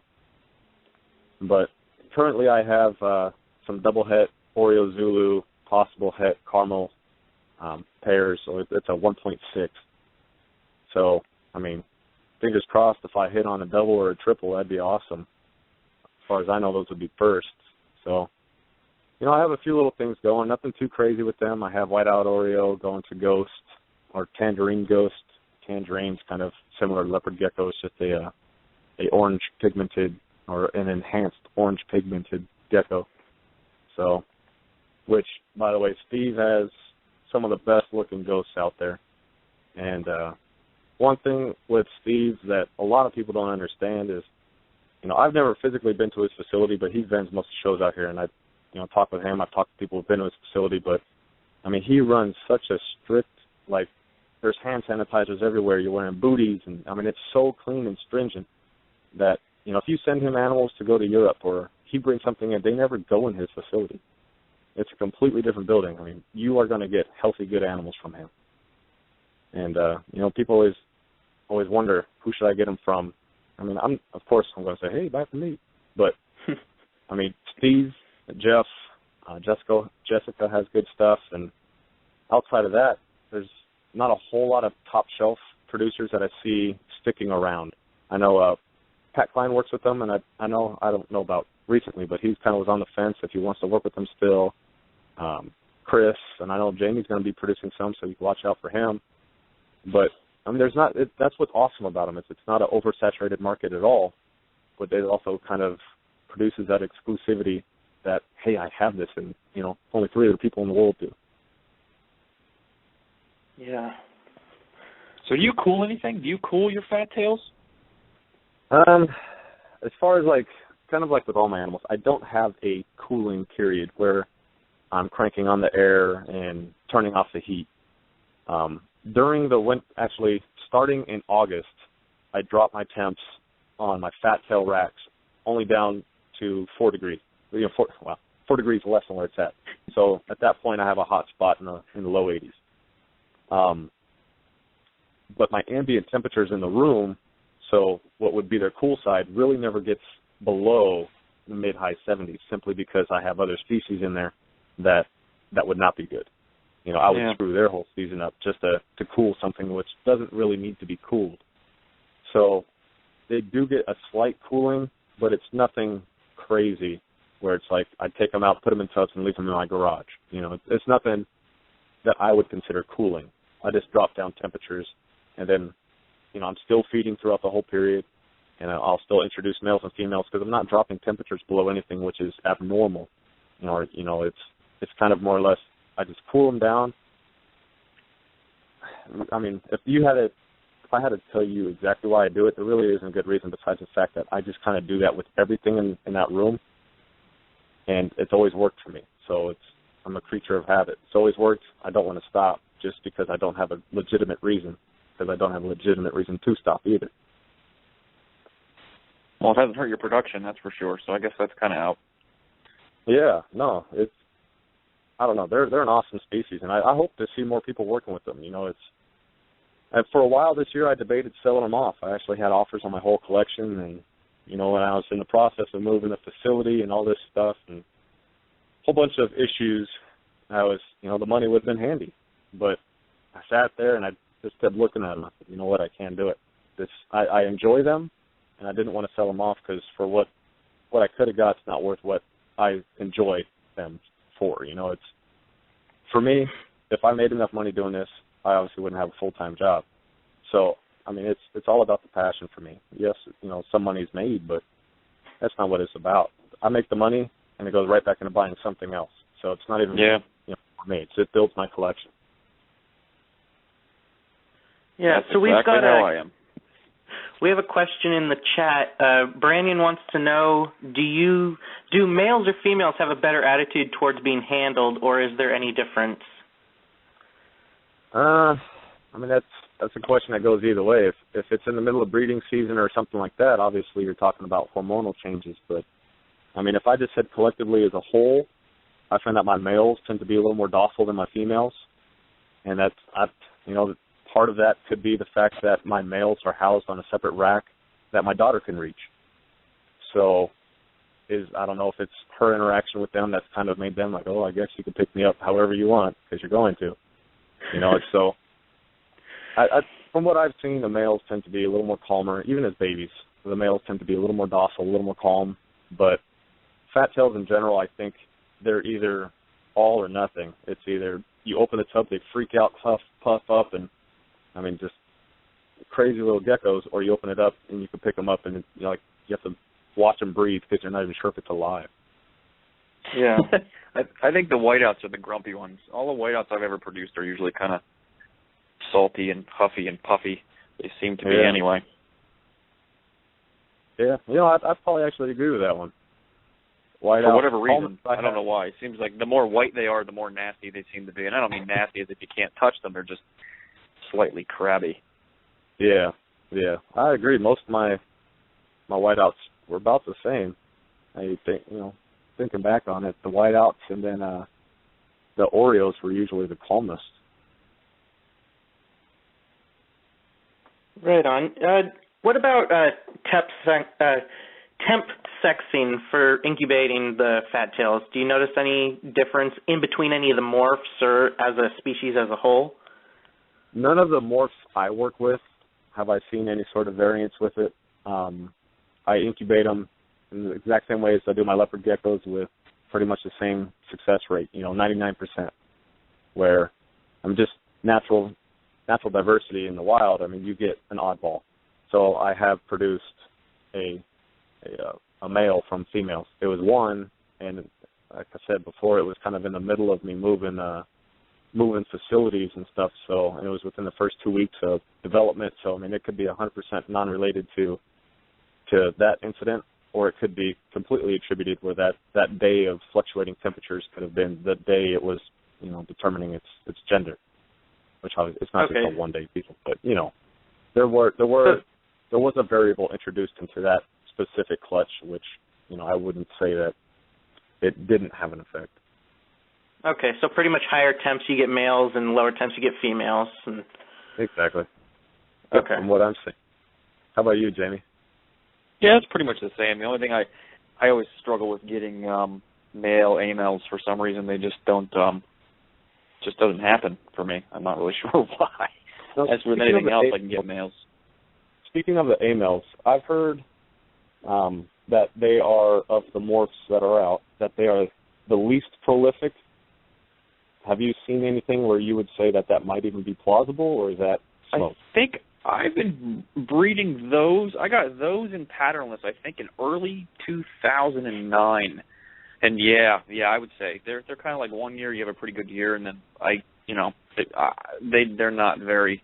I think it's more because they've been around longer, and I honestly think that the bloodlines are a little more. I don't know how you even say that. Just when you even say they're weaker. They're kind of weaker, yeah, because you see, the whole thing with the amels and the whiteout thing, and then you see guys overseas like Japan and China or wherever they're at, and they're actually pulling it off and making amel and stick whiteouts, and they're healthy and thriving, from what I understand. And I've seen a few pictures of some, but I just think it's just inbred. I guess would be the word. I guess they're just a weaker.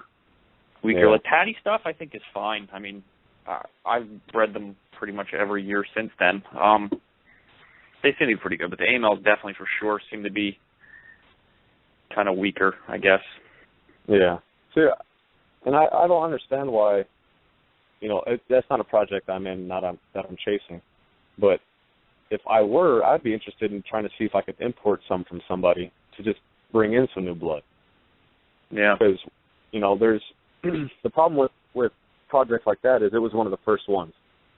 And so all the big dogs bought into them. And they were probably from the same 1 to 2 breeders in Europe or Japan or whoever had them. I don't know the back history on them. So a lot of our lines still derive from the same bloodline. We're just getting it from different breeders who have bred it themselves for different years. Yeah, no, I agree with that completely. I just think they're just kind of beat. But I mean, there is other blood in here. You can get some. I got some from Destiny actually. I think it was from Japan. Was the one female that I got from her this year.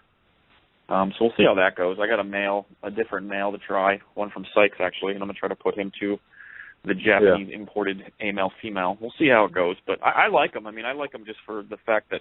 Like, I don't put them online to sell because I've been breeding them for that long. I pretty much use them at shows, like the lower end stuff. They sell pretty well and people like them, and it kind of draws people in. Yeah, and that's kind of what's needed too for the fat tails, because like I said before, what's known about them is typically wrong from what they actually are. So the more people that just get their hands on them and say, you know what, they feel like a squishy leopard gecko. And they're just as easy to take care of. You're like, right. Wow, that's kind of cool. It is cool. I think when the price comes down a little bit, not necessarily in the higher end stuff, but I even mean like AMLs and even like whiteouts. You can see the whiteout. A lot more people have them now, and they ask about them a lot more because they're more, people can afford them. I guess when they get down below $300, $250, $200, you're going to sell a lot more of that animal. Exactly. Well, and that's the thing is anytime I post, whiteout Oreos, I'll have 10 people from Europe ask me before anybody in the States, and it's, in part due to just the conversion rate, but then also they're not like a lot of us, and I'm sure owning your own business and everything, it's, no matter what anybody says, it's still tough times for a lot of people, so. That's kind of in part too. One thing I enjoy doing is, I've been told, you're going to blow out the price of whiteout Oreos because I put 2 up for auction this year, 2 or 3. You're going to make them worth nothing. It's like, that's not how I see it. I don't do this for a living. I do it for a passion, and so I'm not saying I need X amount of dollars per animal or else I'm, not going to pay my bill. So I enjoy putting up, what would be considered top shelf animals or just stuff that a lot of people can't afford, and just letting people get it for, an affordable price, because obviously they're bidding to what they can afford, and just let them go. I think it's needed. You got to get more people involved in them, even if it brings down the overall price of them. You're going to have anybody who's doing it now is going to have the volume to compensate, and anybody who's in them now, they could honestly tell me that they have not recouped any investment. They're doing something wrong. Yeah, definitely. Fat tails is, I started off with one lump sum, big investment, and it hurt. And, they pay themselves off. It's just a matter of how long, It's like any of these morphs. If you get into morphs, you have to be willing to do something different than everybody else.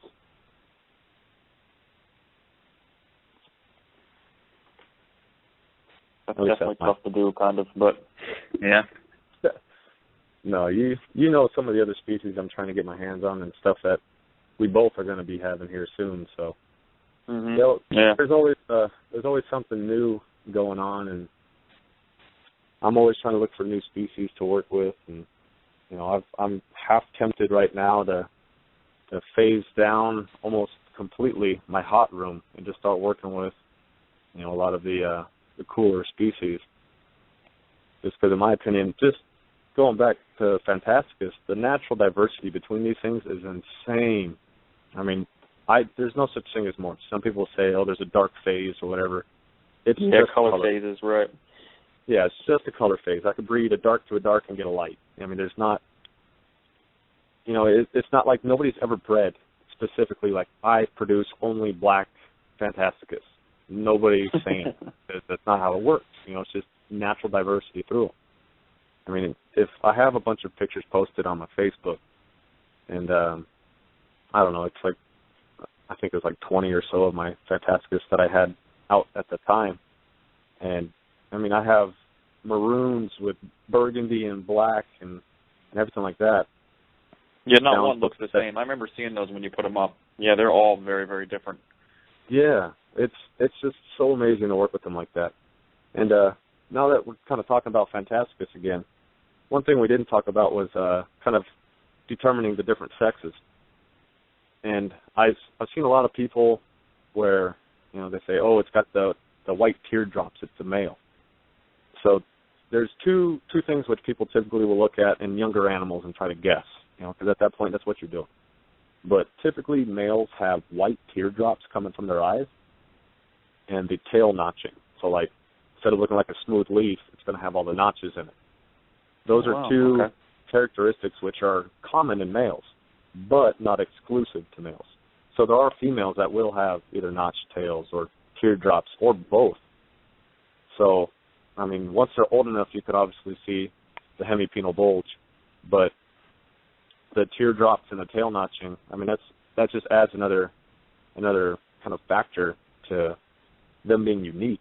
I have some males with some crazy tail notching where you're like, man, this thing looks like, somebody took a hole punch to it.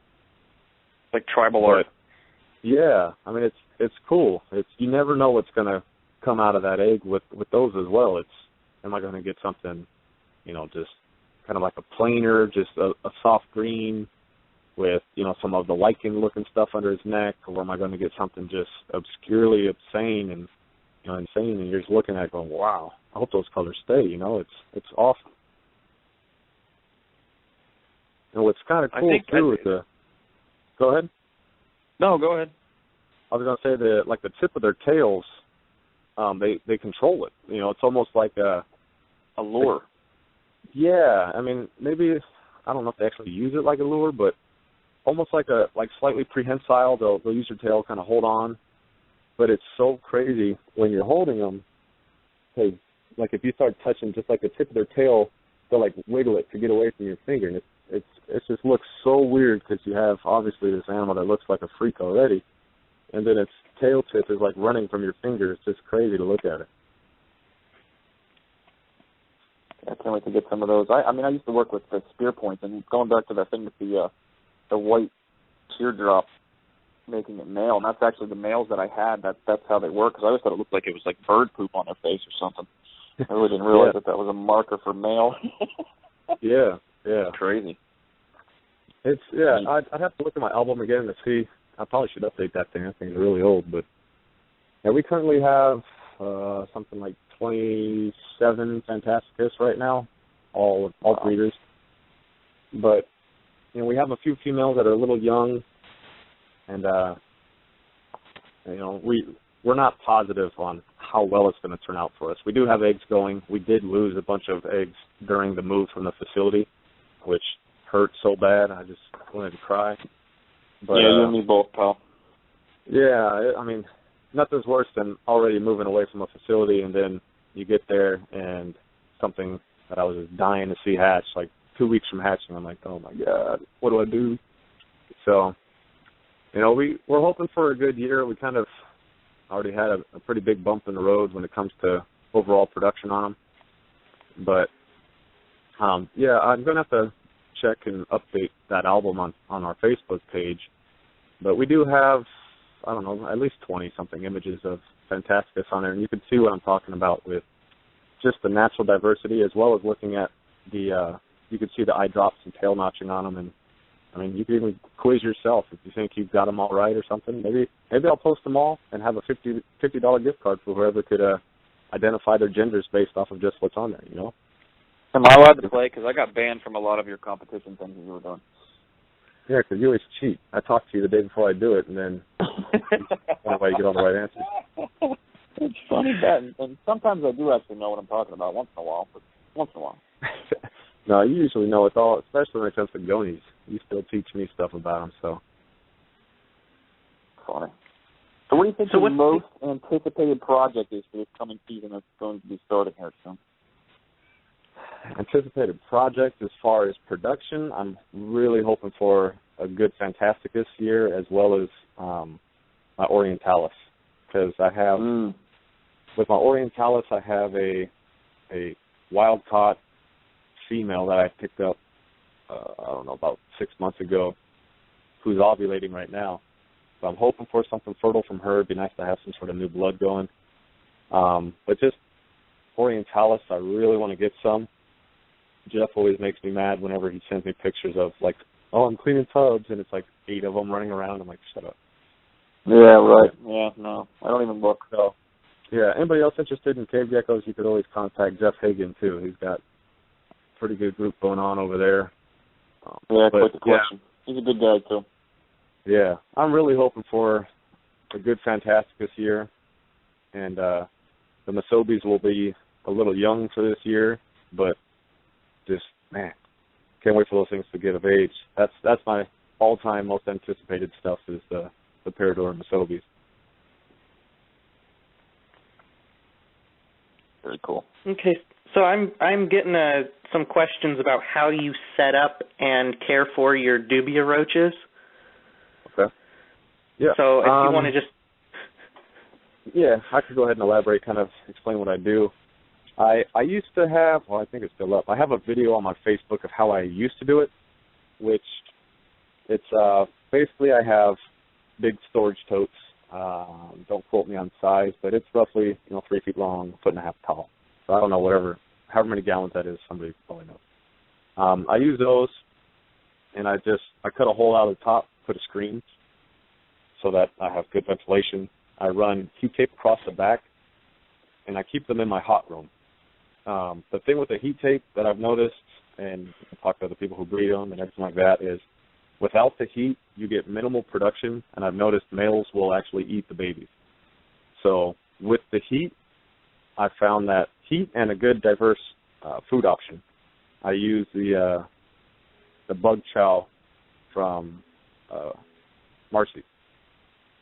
So okay, that's Marcy MS2 chow. I can't remember the actual premium name. roach chow. Yeah. Yeah, yep. That stuff it's awesome. I use that too. It smells good. Yeah, it is. So I use that chow, and I offer greens or carrots, potatoes. I give them some variety, which when I feed just one thing or the other, I find that the males tend to be aggressive. And the only reason I notice that is because I would see a female like tucked in, kind of almost protecting the babies, and the males actually coming in after them. And so wow. I saw that happening because the females would tuck in one of the pockets of an egg crate and kind of protect the babies. But so yeah, I have them in the big storage totes. I run heat tape across the back, a hole cut in the lid with screen in it. With dubias, that's pretty safe because they can't really climb vertical surfaces or any smooth surfaces. So as long as you don't have a bunch of like scratches and gouges across, my own water crystals using the you get it from Home Depot. It's like water crystal storing or water storing crystal something or another. Because really all that's used for is for plants to help obviously maintain a water source while using minimal water. So it's just or you can buy it from somebody if you want. But like I said, I like trying to do everything here myself. And then I sort through my roaches, which I'm pretty sure I also had a video on how I sort them.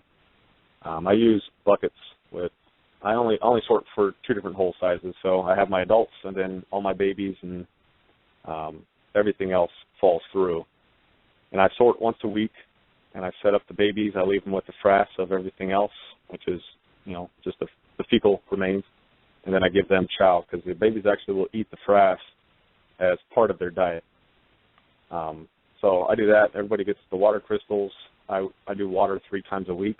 Without having a consistent supply of fresh water crystals, I also had the same issue with, I had a lot lower production as well as I had, aggression. And for aggression, for me, was a big deal because I've tried keeping huge colonies of 50 males, 200 females, and I've tried doing colonies of like 1.4s, 1.3s, which that's a group, not a colony, but and I found best having roughly a 1 to 8 to 10 females. So 1 male to 8 to 10 females, and I was getting good production. I wasn't seeing any aggression. I wasn't getting any loss, perceivably, or something where my weekly yield, I wasn't seeing that I was losing something. And so like a 1.8 to 1.10, but then I do multiples of that inside one enclosure. So I'll have 10 males and 100 females inside of one of my bins, and I'm getting good production that way.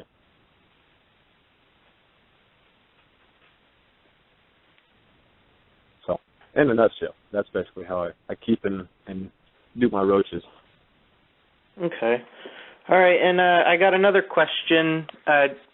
You're talking about hot rooms, and how many rooms do you have, and, how do you set up your racks?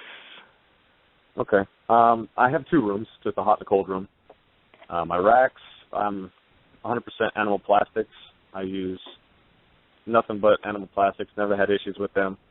The only time I've ever had too long of delays where it was kind of frustrating was when Steve just recently rebuilt his facility and put in a pretty big order on animal plastics, so it kind of slowed down my turnaround from typically like 4 to 6 weeks to like 12. But, awesome company to work with. Everybody there is awesome. So, huge fan of animal plastics.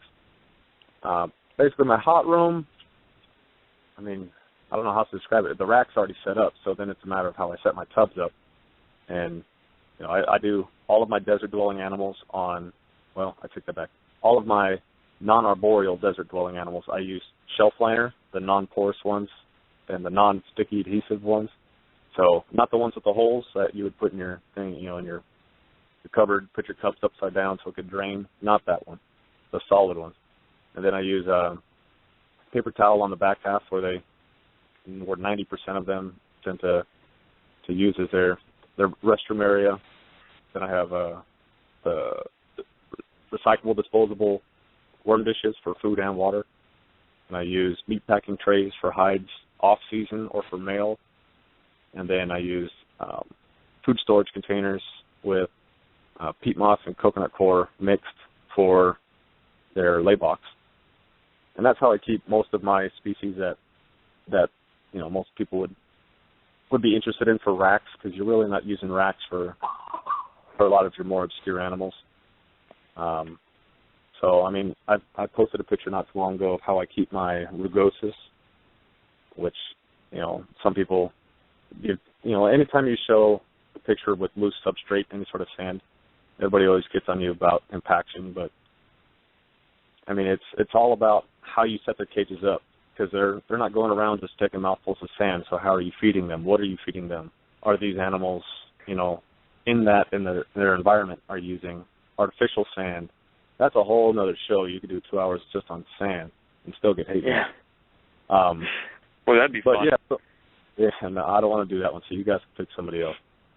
So, all my rooms are set up. I just keep an ambient temperature, which allows me to have decent cool sides and not have to max out my heat tape to get a decent hot side either. So it's somewhere it's usually about 5 degrees cooler in the room than where I want my cool side of the cage, because just running the heat tape is going to give me that gradient. Every room I run air filters in, air purifiers in. I know a lot of people that work with reptiles for a long time, they end up getting all sorts of allergies to this, that, and the other. So I try to mitigate any of that, as well as just keeping the air in the room clean, rotating the air.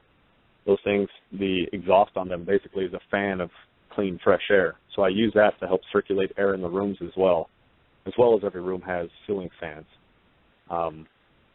So anytime I do cleaning, I kick on the ceiling fans and I open the windows and just try to help reduce the amount of airborne particulate, especially because I have different species in the same room.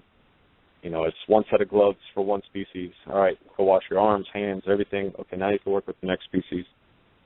And so, I mean, that's kind of how I go. And then I kind of went into a little detail with my cold room with, you know, the humidifiers and everything like that. So all my rooms are set up, you know, I work 10-hour days, so everything is on timers. So my lights, my cycles and everything like that, everything's on timers. So mistings, everything besides like my gonies, cave geckos, and a couple other species, everything's automatic. But certain species, I don't want too much misting going on. I want to be able to regulate that myself, so I go and I mist those at night myself. But, yeah, I mean, everything's automated and everything's set up to roughly, like I said, ambient temperatures, 5 below what I want my cool spot to be, and, you know, just a lot of trial and error. Run a bunch of dry tests on 10 different tubs and different shelves and, you know, make sure I'm running good on every shelf, on every rack. Okay. All right, well, we have like 14 minutes left, so I was wondering, could you give like a rough market range of how much, you know, like the different kinds of gonies and your other animals, you know, like what the rough price range is for stuff like that, in case people listening want to look more into it? Yeah. Well, what gets kind of hard when you start talking about some of the obscure stuff I work with is it's 100% based on the time of year you're selling them. Like right now, if I want to get top dollar for my Fantasticus, I'm not going to sell them because right now a lot of imports from Madagascar are coming in. So I'm more likely to have wild-caught competition and people are going to see a half-price animal and buy that for mine. But, I mean, your leopard geckos, your fat tails, and, well, I'll say leopard geckos and ball pythons, that is such a variable market that, I mean, I could sell something for $50 to, you know, $5,000. So that's 100% more specific. Your fat tails, typically you're going to see like a $300 to $600 range for some of your morphs, and then $1,000 to $2,000. I mean, that's your kind of your price brackets where you're going to see stuff. A lot of single gene animals for, you know, 600 and less, and then your combos and some of your harder to come by morphs are going to be 1,000 to 2,000, depending on what all is in there. Your cave geckos, that depends on the species. Right now, I mean, I don't want to say it because it's, you know, counterproductive to what I want, but in my opinion, cave geckos are something everybody should be trying to get because, one, they're not hard to take care of. They are not hard to take care of. The demand on them is insane. If I could post a picture of 5,000 leopard geckos and have a fifth of the inquiries for a tail shot of a orientalis, you know, there's so much demand for them that now's the time to get into them if you're willing to put forth the time, effort, and energy in learning how to do it right and getting your production done right. But those, depending on the species you get, you can find them for $100 or so bucks up to $500 a pop. And for some of the rarer ones, I mean, if you can find them, good luck. And I don't know what you'll pay at that point. Your Fantasticus, yeah. I mean, you're going to have to sell a kidney.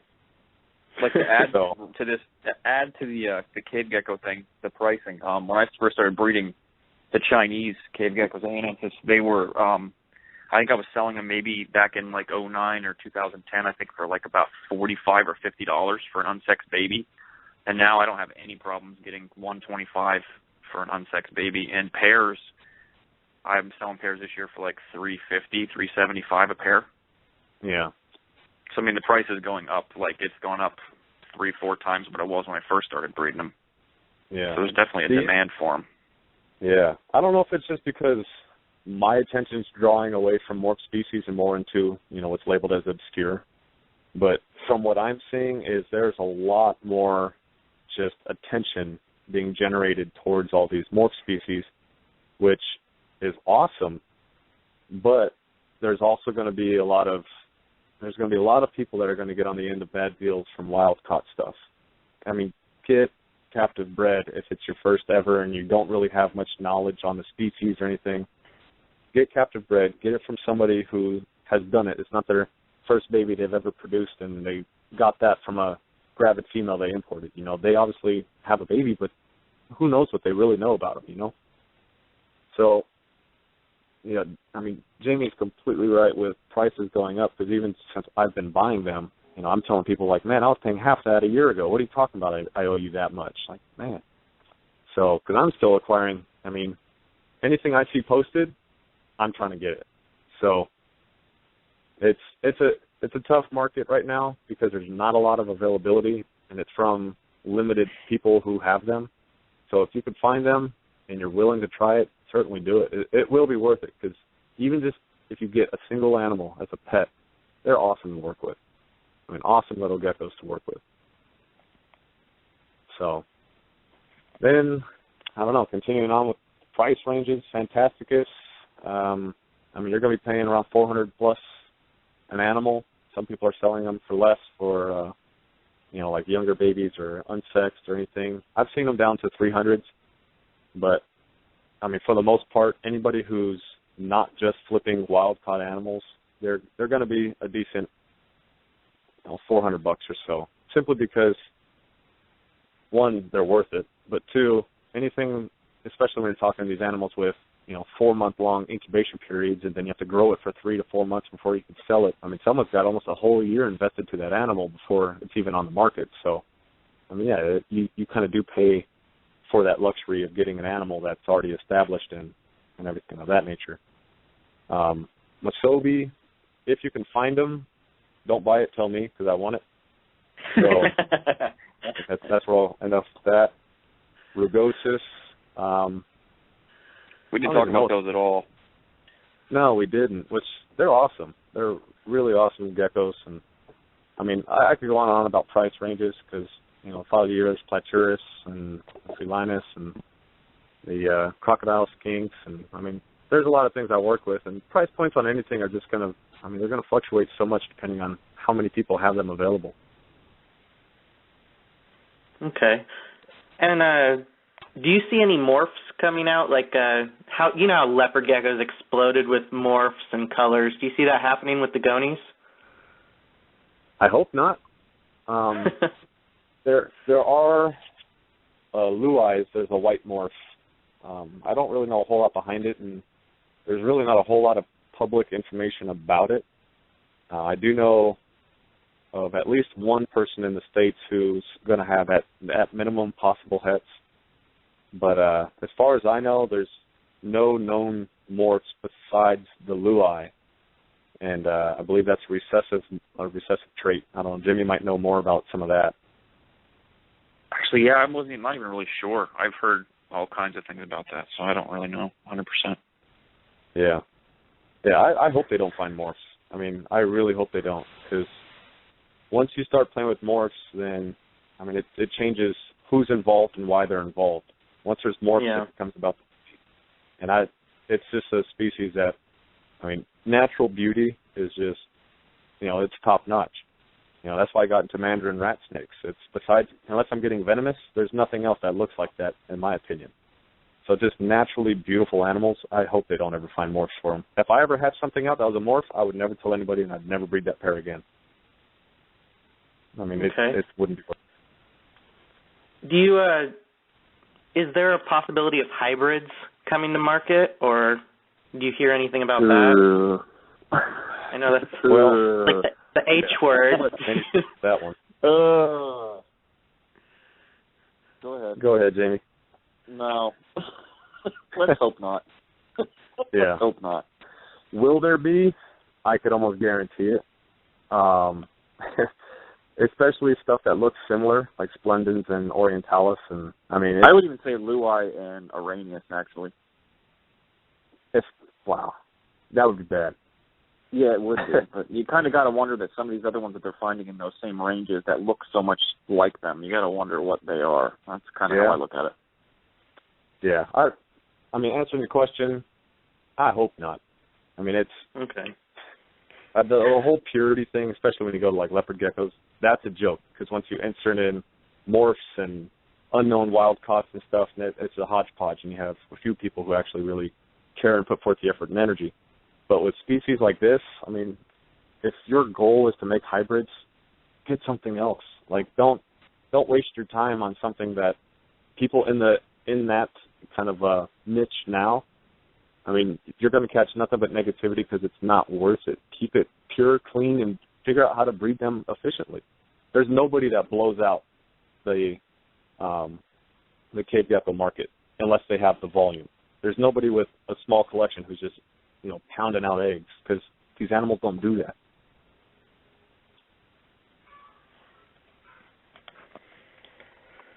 Okay, we got 4 minutes. You want to finish up with anything else? Anything else you want to tell everybody, or?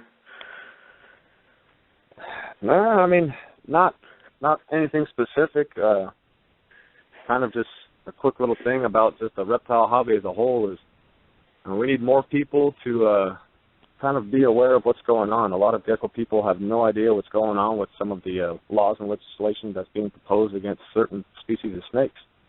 I mean, jump on board with programs and organizations like USARK, USARK, or however, depending on who you talk to, they say different.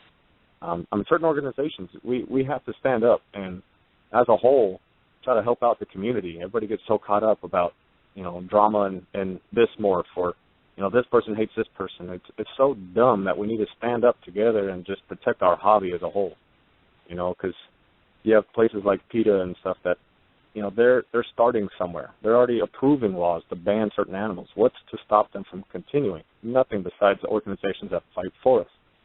So we need to stand together and just be aware of what's happening as a whole to, the hobby. Reptiles are reptiles. I mean, whether you want it or not, it's no different than if they said, well, why do you want your gecko? Just everybody needs to jump up and stand together and support these organizations. And there's a few groups on Facebook and everything where they do events and nonprofits and everything like that to try to help these organizations. So, I know every time you ship to Reptiles, they have the option. You want to donate $1 to USARK. Leave that box checked. Don't uncheck that box. It's only $1. Yeah. So that's what I would say is, as a whole, people need to set aside all the petty stuff and just, do what you do. Breed your animals, produce your animals, sell them, and have fun with the hobby. Stop worrying about what everybody else is doing, and, stop having to carry over onto everybody else's stuff, So that would be my quick tangent on kind of just on the hobby as a whole. Is it needs to get back to there's the problem is money's involved, so it changes a lot of people's actions, and people become powerful behind a keyboard. So it's unfortunate, but I hope to see the community start standing better together, and people like Jordan Russell. He's doing awesome work trying to help organize events and stuff to just help the community, and more people need to follow him, and he's real active at trying to involve different aspects and different communities together. And that's what we need, is more of that. Yeah, definitely. Well said, my friend. Well said.